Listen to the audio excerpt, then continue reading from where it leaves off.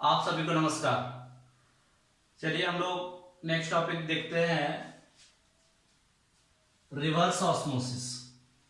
इससे पहले हम लोग ऑस्मोसिस पढ़ रखे थे। ऑस्मोसिस क्या था? एक तरह का स्पॉन्टेनियस फ्लो था जिसमें से सॉल्वेंट मॉलिक्यूल डाइल्यूट सॉल्यूशन से कॉन्सेंट्रेटेड सॉल्यूशन के तरफ जाता था through the pores of an SPL.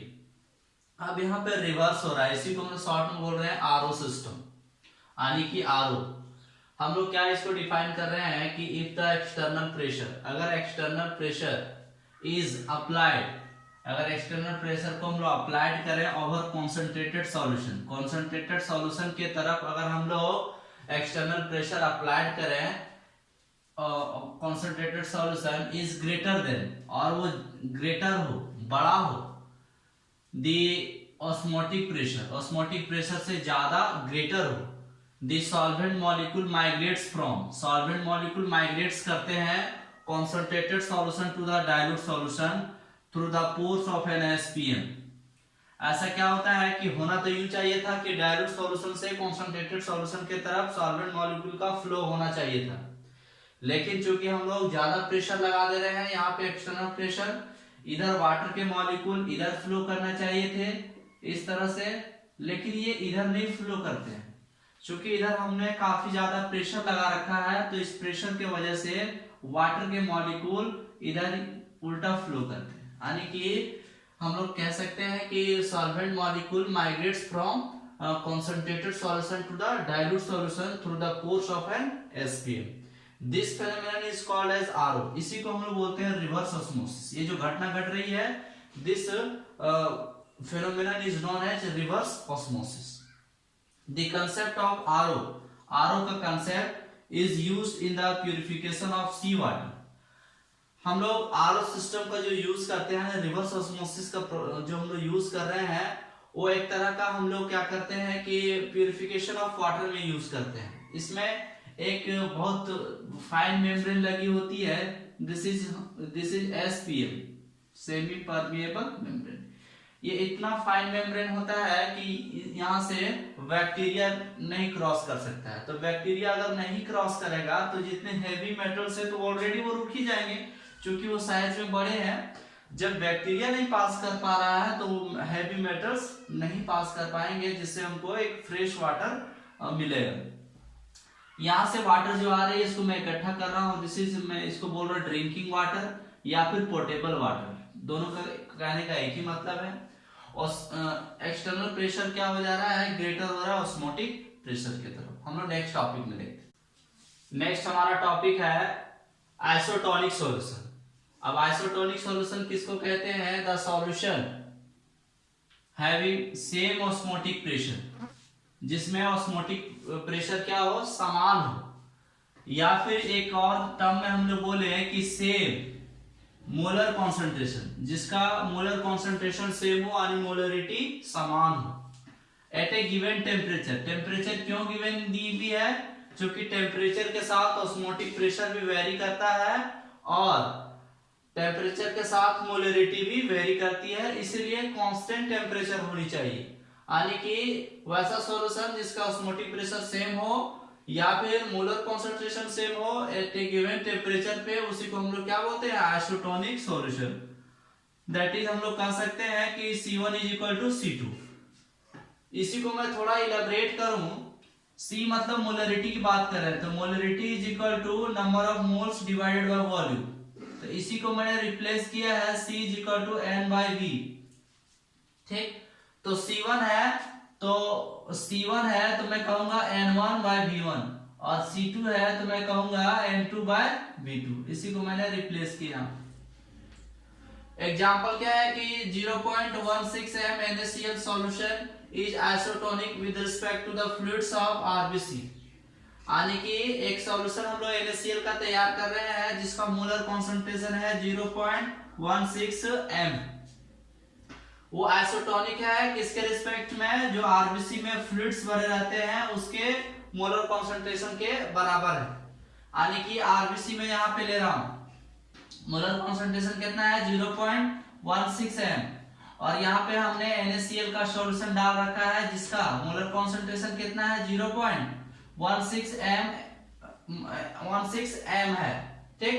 अब क्या होगा, चूंकि दोनों में मोलर कॉन्सेंट्रेशन सेम है तो वाटर मॉलिक्यूल का ना ही अंदर फ्लो होगा ना ही बाहर फ्लो होगा, यानी कि वाटर मॉलिक्यूल ना आरबीसी में इंटर करेगा ना आरबीसी से बाहर निकलेगा।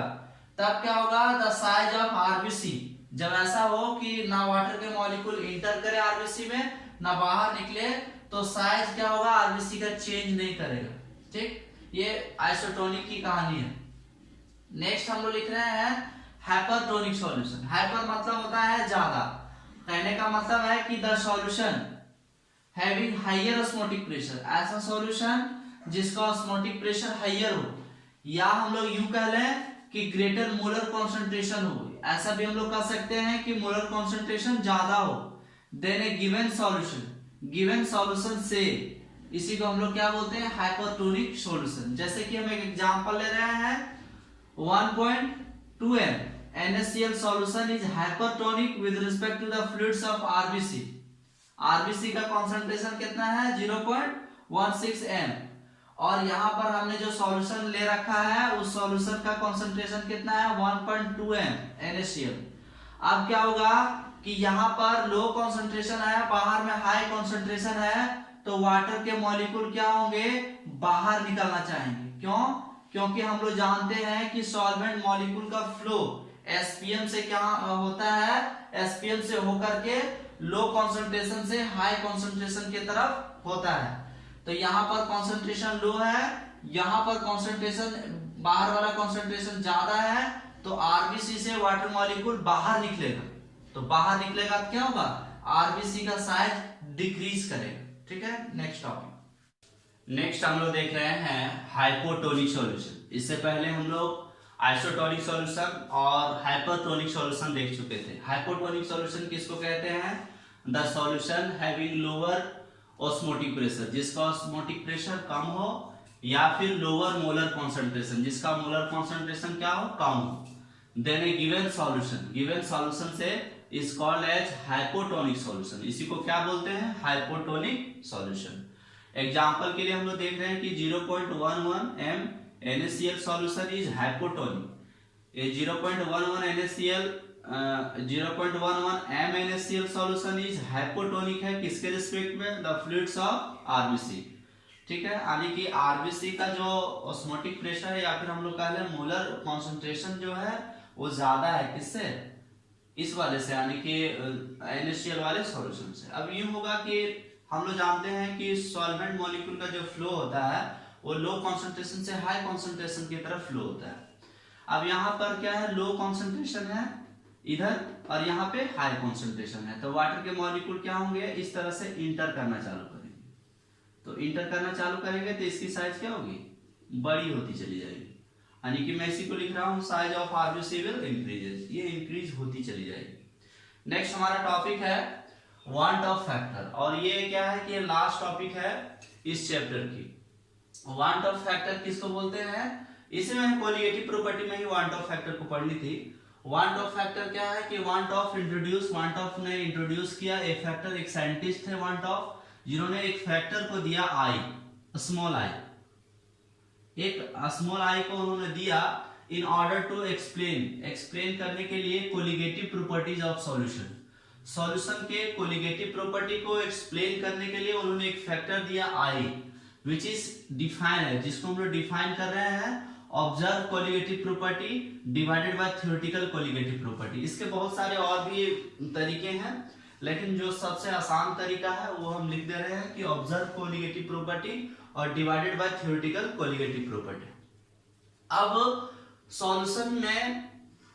सॉल्यूशन के कोलिगेटिव प्रॉपर्टी को एक्सप्लेन करने के लिए आई की क्यों आवश्यकता पड़ी, जब इसको हम लोग अच्छे से डिटेल में पढ़ लेंगे तब हम बता सकते हैं कि वास्तव में इसकी आवश्यकता क्यों पड़ी। तो जो पहला मेरा सबसे पहले टारगेट होगा वो ये टारगेट होगा कि हम लोग आई को जाने, आई को सीखें कि कैसे हम लोग कैलकुलेट करते हैं। यानी कि हम लोग फर्स्ट में देख रहे हैं इस वाले में कि आई को हम लोग कैसे कैलकुलेट करेंगे, यानी कि हम लोग देख रहे हैं calculation of Van't Hoff factor I,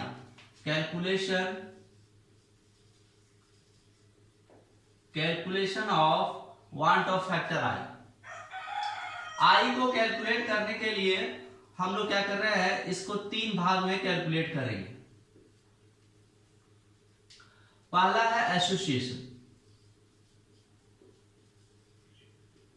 association का कहने का मतलब है कि हमने अगर ए का मॉलिक्यूल लिया तो A2 बनना चालू हो गया, ठीक, यानी कि ये आपस में जुड़ने लग गए। नेक्स्ट हम लोग देखेंगे डिसोसिएशन। डिसोसिएशन का केस ये होगा कि मान लेते हैं हमने ए बी लिया और ये क्या हुआ, ए प्लस और बी माइनस देने लगा। और नेक्स्ट जो हम लोग पढ़ेंगे, this is non electrolyte. Non electrolyte किसको कहते हैं कि मान लेते हैं हमने किसी को डाला, यानी कि ए को डाला तो एक ही फॉर्म में है, ना वो टूट रहा है ना ही जुड़ रहा है। अगर मॉलिक्यूल टूटेगा तो डिसोसिएशन, अगर मॉलिक्यूल आपस में जुड़ेगा तो एसोसिएशन, और मॉलिक्यूल ना टूटे ना जुड़े उसको, इसके लिए हम लोग क्या बोलते हैं, नॉन इलेक्ट्रोलाइट। अब हम लोग क्या कर रहे हैं, हम लोग अभी कुछ यहाँ पे डाटा लिख दे रहे हैं कि इसके लिए आई का वैल्यू 1 होता है। अब इसको हम आगे प्रूफ भी करेंगे, लेकिन अभी फिलहाल लिख देते हैं। इसके लिए आई का वैल्यू ऑलवेज ग्रेटर देन 1 और इसके लिए आई का वैल्यू ऑलवेज लेस देन 1। इसको आगे मैं प्रूफ करूंगा। अब हम लोग क्या कर रहे हैं, डिसोसिएशन का केस ले रहे हैं। डिसोसिएशन,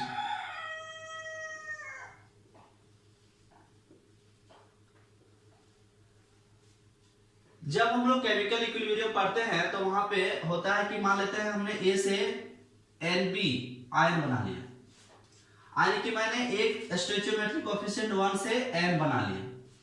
तो वहां पर एक फार्मूला आती थी, molar mass theoretical divided by molar mass observe is equal to 1 plus n minus 1 into alpha या x। ये फार्मूला वहां पे ड्राइव होती थी, इसी को मैं दे रहा हूं इज इक्वल टू आई। यही क्या है, आई। यानी कि मेरे पास क्या फॉर्मूला आया, आई को कैलकुलेट करने का अभी मेरे पास एक फॉर्मूला आ चुका है। वो ये फॉर्मूला है कि i is equal to 1 plus n minus 1 into alpha. I is equal to 1 plus n minus 1 into alpha. इसमें से कुछ टर्म्स के बारे में हम लोग समझ लेते हैं। आई तो जान रहे वांट ऑफ फैक्टर है, अल्फा को जान लेते हैं। अल्फा क्या है, अल्फा इज इक्वल टू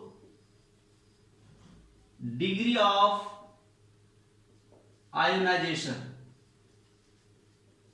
या फिर हम लोग इसी को कह सकते हैं डिग्री ऑफ डिसोसिएशन।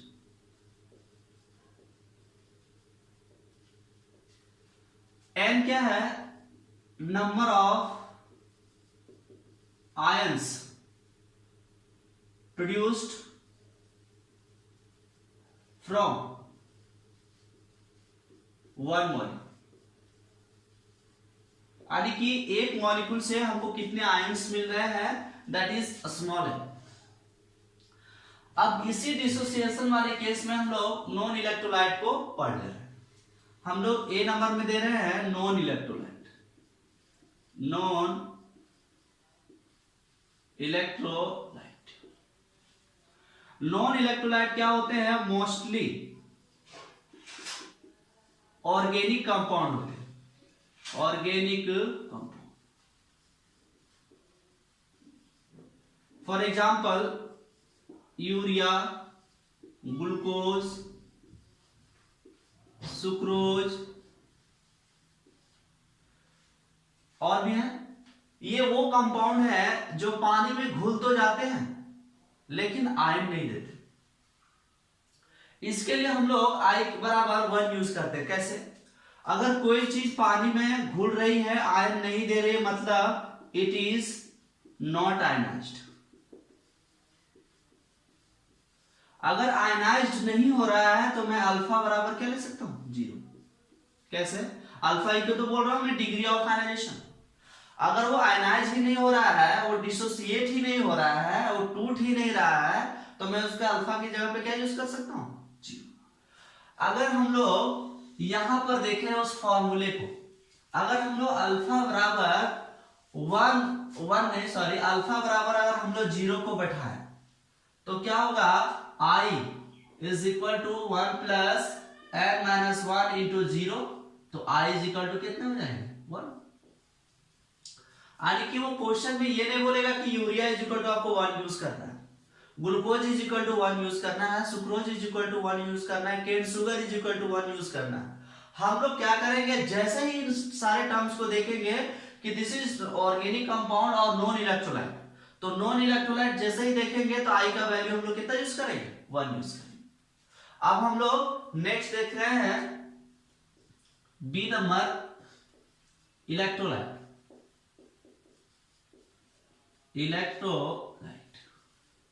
इलेक्ट्रोलाइट हम लोग किसको बोलते हैं, विच produced ions when dissolved in water,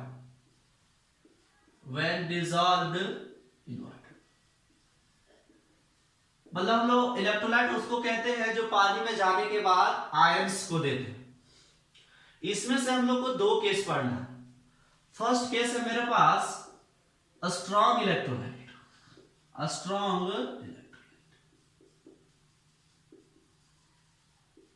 अब जब हम लोग इलेक्ट्रोकेमिस्ट्री पढ़ेंगे उस समय इलेक्ट्रोलाइट, स्ट्रॉन्ग इलेक्ट्रोलाइट को काफी अच्छे से पढ़ेंगे, लेकिन यहां पर अभी चूंकि केवल हमको आई का कैलकुलेशन जानना है तो इसके लिए मैं थोड़ा थोड़ा बता के जा रहा हूं। स्ट्रॉन्ग इलेक्ट्रोलाइट किसको बोलते हैं, विच इज कंप्लीटली आयोनाइज्ड, जो पूरा का पूरा टूट जाता है। यानी कि हम लोग कह सकते हैं 100% आयनाइज्ड, यानी कि अल्फा इज इक्वल टू, मैं 100% लिखूंगा, यानी कि 100/100 वैल्यू कितनी आएगी, 1। अब हम लोग इस वाले वैल्यू को, अल्फा वाले वैल्यू को उस फॉर्मूले में रख दे हैं, I is equal to 1 plus n minus 1 into 1, तो I is equal to 1 plus n minus 1, तो I इज इक्वल टू क्या है, यानी कि स्ट्रॉन्ग इलेक्ट्रोलाइट वाले के केस में I का वैल्यू हमेशा n के बराबर होगा। n किसको बोलते हैं, number of ion from 1 molecules, produced from 1 molecules, कि एक मॉलिक्यूल से मुझे कितने आयन्स मिल रहे हैं। अब हम लोग देखते हैं इस वाले केस में जो हम लोग को याद करनी होती है, वो याद करनी होती है कि स्ट्रॉन्ग एसिड किसको बोलते हैं। तो हम लोग देख लेते हैं स्ट्रॉन्ग एसिड। पहला हम लोग एग्जांपल देख रहे हैं स्ट्रॉन्ग एसिड के कैटेगरी में HCl, HNO3, H2SO4, HClO4। अब हम लोग देख लेते हैं कि किसका N कितना है। अगर मुझे N पता चल लग जाए तो मैं I को बता सकता हूं। अगर आप HCl को वाटर में डिजोल्व करोगे तो ये क्या देगा, H प्लस और Cl। N बराबर क्या होता है कि यहां पर कितने आयंस हैं, तो 1 है, और यहां पर कितने हैं, 1 है, तो मैं कहूंगा 1 प्लस 1 कितने, 2, यानी यहां पर मुझे 2 आयंस मिलने वाले। अगर मैं HNO3 को देखूं तो HNO3 किस में टूटेगा, H प्लस और NO3 माइनस, तो मैं क्या लिख सकता हूं, N बराबर 1 और 1 कितना, 2, तो यहां भी 2 होगा।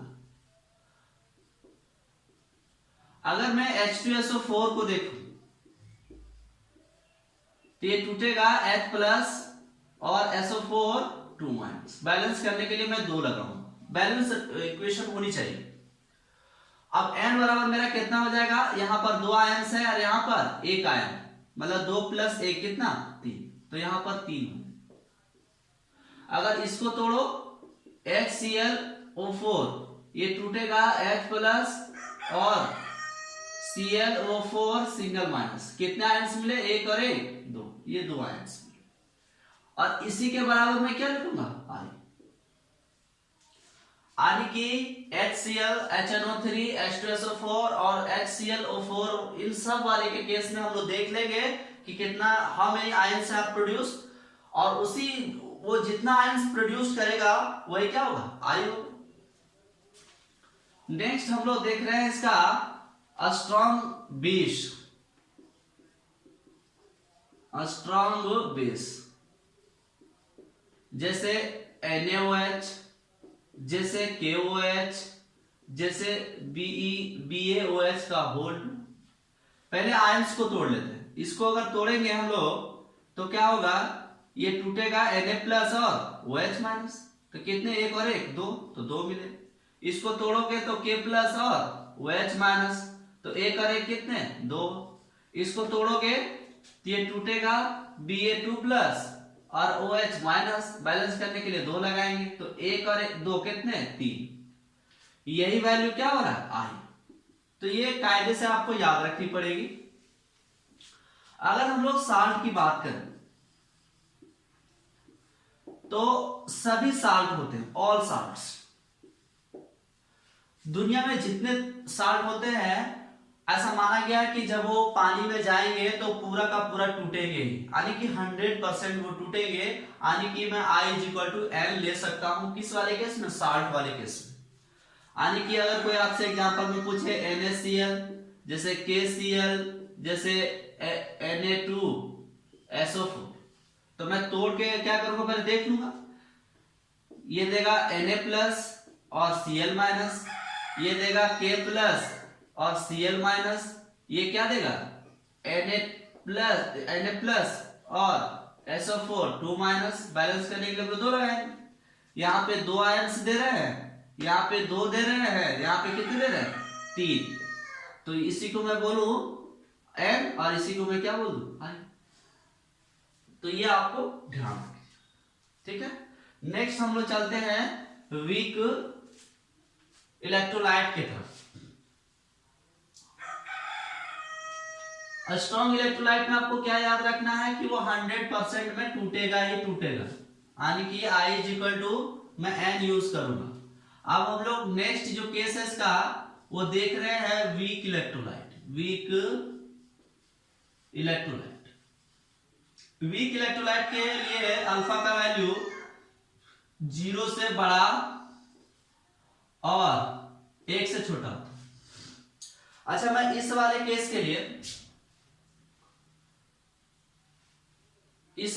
के लिए मैं क्या लिख सकता हूं, molar mass theoretical greater than molar mass observe. कैसे, चूंकि रेशियो होता है molar mass theoretical divided by molar mass observe = I, और यहां हम सब में देख रहे हैं कि I का वैल्यू 1 से बढ़ा रहा है, यानी कि मैं लिख रहा हूं molar mass theoretical = I × molar mass observe.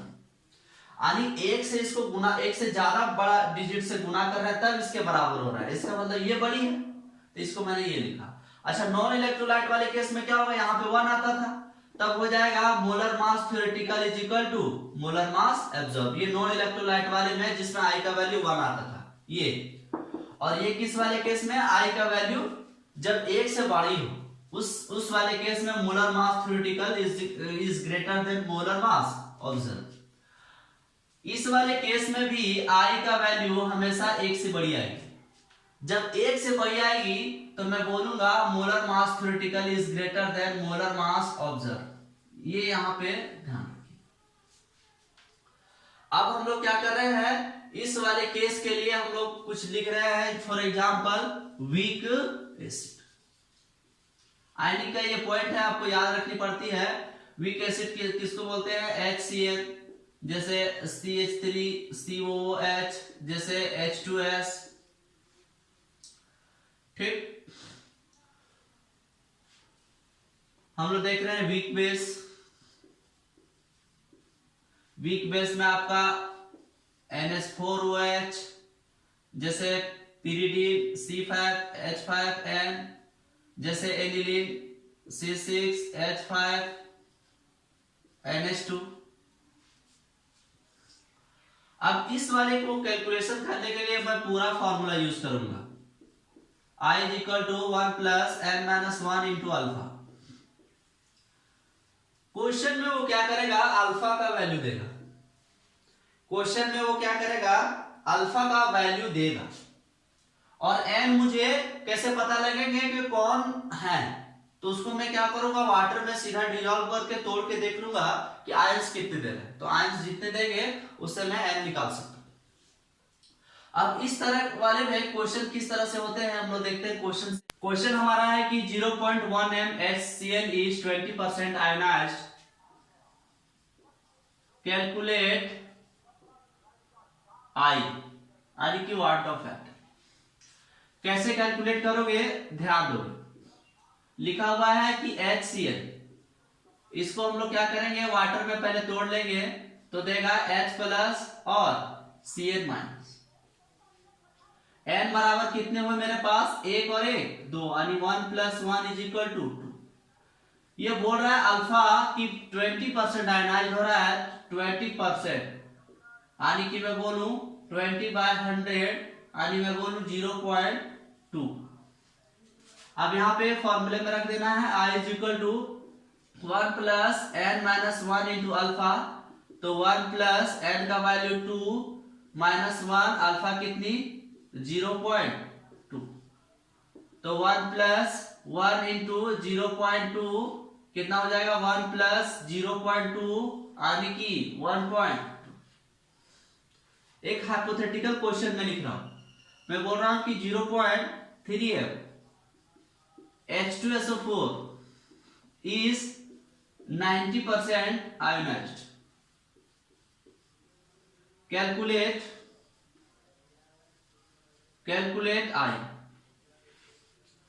अब यहां पे बच्चा कंफ्यूज ये कर सकता है कि H2SO4 को देखा तो सीधा वो I का वैल्यू 3 बोलेगा, लेकिन 3 कब आता था, जब 100% टूटता था। क्वेश्चन में ये बोल चुका है कि 90% ही टूट रहा है, तो मैं 100% थोड़ी ना मानूंगा इसको, यानी कि मैं भी 90% ही मान के इसको सॉल्व करूंगा।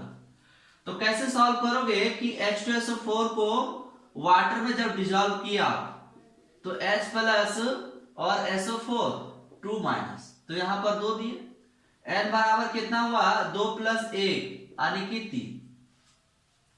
अल्फा का वैल्यू कितना है,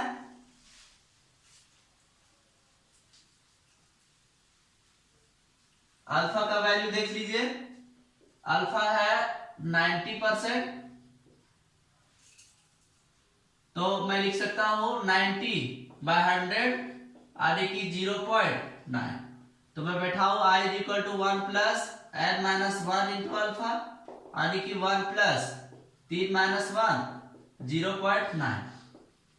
तो मैं लिखूं 1 plus 2 into 0.9 is equal to 1 plus 1.8 is equal to 2.8, यानी कि मैं 3 बोलता तो गलत था, कितना निकला 2.8 निकला।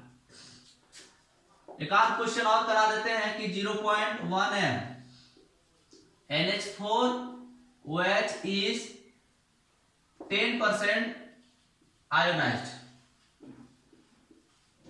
कैलकुलेट I को कैलकुलेट करना है। तो हमको सबसे पहले इसको तोड़ना होगा, NH4OH, यानी कि आपको सबसे पहले तोड़ना आना चाहिए कि कैसे कैसे टूटता है। NH4 प्लस और OH माइनस, ये आप लोग फर्स्ट ईयर में ऑर्गेनिक में आप लोग पढ़ते हैं, बेसिक केमिस्ट्री में, तो वहां पे इस चीज को पढ़ाया जाता है। N इज इक्वल टू 1 और 1 प्लस 1 कितने 2। अल्फा मुझे कितनी दी हुई है 10%, 10% मतलब 10/100 मतलब 0.1 गिवन है। तो मैं निकालू I is equal to 1 plus n minus 1 into alpha, तो 1 प्लस n कितने हैं 2 माइनस 1, अल्फा कितने हैं 0.1, यानी कि मैं लिखूं 1 प्लस 1 इंटू 0.1, तो कितने हो जाएंगे 1 प्लस 0.1 यानी कि 1.1। एक दो क्वेश्चन और मैं करा लेता हूं, यहां 2 क्वेश्चन है। और दोनों ही क्वेश्चन का आंसर लिखा गया है। इसमें से मैं एक क्वेश्चन आपको मैं बता देता हूं, ये कैल्शियम नाइट्रेट वाले को, कैल्शियम नाइट्रेट में इसको 1 बोल दूं, इसको मैं 2 बोल दूं, तो सॉल्यूशन में 1 का कर रहा हूं। आपको सबसे पहले इस तरह के क्वेश्चंस में आपको फॉर्मूला लिखने आना चाहिए। वो बोल रहा है कि कैल्शियम नाइट्रेट मतलब Ca, नाइट्रेट मतलब NO3 का whole 2। Calcium nitrate has degree of dissociation 0.75 में अल्फा का वैल्यू गिवन है। तो मैं इसको पहले तोड़ लूं, Ca2 प्लस और NO3 माइनस, इसको मैं 2 लगाऊं, तो n बराबर मेरे कितने हो जाएंगे, 1 और 2 कितने, 1 प्लस 2 कितने, 3। Alpha is equal to 0.75। अब मैं इसको यहाँ पे फॉर्मूला में यूज करूं, I is equal to 1 plus n minus 1 into alpha, 1 plus 3 minus 1 0.75, यानी कि 1 प्लस 2 इंटू 0.75, यानी कि 1 प्लस 1.5, यानी कि 2.5। तो ये आंसर में भी गिवन थी। अच्छा, आपको ये सॉल्यूशन करने आना चाहिए ना, पहले ब्रैकेट की काम करते हैं, फिर हम लोग गुना का काम करते हैं, ठीक। अच्छा, इसको जब सॉल्व करिएगा कैसे सॉल्व करिएगा, कैल्शियम हाइड्रोक्साइड बोल रहा है, मतलब CaOH का होल 2 आपके पास है, तो इसको तोड़ के देख लीजिएगा, Ca2 प्लस टूटेगा और OH माइनस टूटेगा, तो यहाँ पर 2, यानी कि n बराबर 1 और 2 कितना, मेरा 3 आ गया। n बराबर 3 आएगा, अल्फा दिया हुआ है कितना, 10%। हाँ, तो 10% यानी कि हम क्या कर सकते हैं कि 10/100, यानी कि अल्फा इज इक्वल टू कितना हो जाएगा, 0.1। तो 0.1 बैठा दीजिएगा, तो वहां से क्या होगा, इसका आंसर आ जाएगा। लास्ट जो मेरा है वाट ऑफ फैक्टर का टॉपिक, वो बहुत ही आसान ही है। आसान इस भाषा में हम लोग कह रहे हैं कि उसमें आपको n निकालने में कोई दिक्कत नहीं है, और यहां पे आपको डिसोसिएशन वाले केस में n निकालने पड़ते थे। हम लोग देख रहे हैं एसोसिएशन, ठीक। एसोसिएशन ये है कि मान लेते हैं हमने कि 2A लिया और A2 बन गया, दिस इज डाइमर। अगर हमने A को लिया और A3 बन गया, दिस इज ट्राइमर। इसी तरह से हमने A4 लिया, सॉरी 4A लिया तो A4 बन गया, दिस इज टेट्रामर। अगर हमने N A ले लिया, ये बन गया AN, दिस इज पॉलीमर। इस वाले केस के लिए, डायमर वाले केस के लिए n इज इक्वल टू हम लोग 2 वैल्यू यूज करेंगे, और ट्राइमर के लिए n is equal to 3, tetramer के लिए n इज इक्वल टू 4, और पॉलीमर के लिए n is equal to 5 use करेंगे। इस वाले के लिए फॉर्मूले में चेंज है। फॉर्मूले में क्या चेंज है, मुझे n से 1 मिल रहा है, ठीक है, मुझे n से 1 मिल रहा है, तो 1 से कितने मिलेंगे कि 1/n मिलेंगे। यानी फॉर्मूले में क्या चेंजिंग है वो देखिएगा, I is equal to 1 plus 1/n minus 1 into beta, where आप लोग n जान चुके हैं, बीटा हम लोग देख रहे हैं। Beta is equal to degree of association. अब लोग क्वेश्चन में सीधा देखते हैं कि acid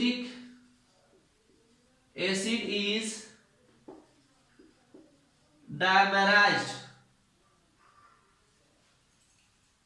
डायमेराइज्ड up to 30% in benzene solvent, या फिर मैं बोल दूं इन बेंजीन। कैलकुलेट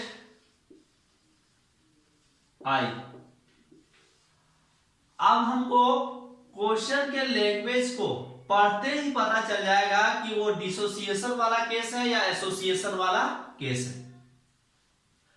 अब यहां पे अगर हम लोग देखें, बोल रहा है कि डायमर बना रहा है, इसका मतलब है मॉलिक्यूल क्या है, जुड़ रहे हैं। तो डायमर वाले केस में, यानी कि जुड़ने वाले केस में, इस तरह का चीज आता है। अरे कि मैं किस फॉर्मूले का यूज करूंगा, इस फॉर्मूले। अगर ये बोल रहा है कि एसिटिक एसिड है, एसिटिक एसिड डाइमराइज कर गया, मतलब एसिटिक एसिड इस तरह का हो गया, तो n बराबर मैं कितना लूंगा, 2 लूंगा। अल्फा ये बोल रहा है 30% है, अल्फा इज इक्वल टू 30%, यानी कि 30 डिवाइडेड बाय 100, यानी कि 0.3। अगर मैं इसको फॉर्मूले में रखूं, तो फॉर्मूले में मैं रखूंगा तो I is equal to 1 plus 1 by n minus 1 into beta, तो 1 प्लस 1 बाय 2 माइनस 1, बीटा कितना 0.3, यानी कि मैं इसको सॉल्व अगर करूं तो 1 प्लस, यहाँ पे मैं ले सकता हूं एलसीएम 2, तो 1 माइनस 2 हो जाएगा 0.3, यानी कि आएगा 1, यहाँ पे प्लस, यहाँ पे माइनस में आएगा 1/2 इंटू 0.3। तो यहाँ पे अगर मैं देखूं 1 प्लस, इसको मैं लिख सकता हूं प्लस माइनस माइनस 0.5 इंटू 0.3, तो इसको पहले गुणा कर दीजिए, तो 1 माइनस 5 या 15 होगा, 2 के बाद 10 मान लो, हाँ, तो घटा लीजिएगा कितना आएगा 0.85। ठीक, तो ऐसा का ऐसा क्वेश्चन सॉल्व कर लीजिएगा। अब आई का यूज हम लोग फॉर्मूले में कैसे करते हैं, वो उसके लिए मैं एक स्पेशल वीडियो बना करके आपको मैं यूज करने को सिखाऊंगा कि कोलिगेटिव प्रॉपर्टी में जो मेरे 4 फॉर्मूले आए थे, उस 4 फॉर्मूले में हम लोग आई को कैसे यूज करते हैं, उसको नेक्स्ट वीडियो में हम लोग अच्छे से उसको पढ़ाएंगे।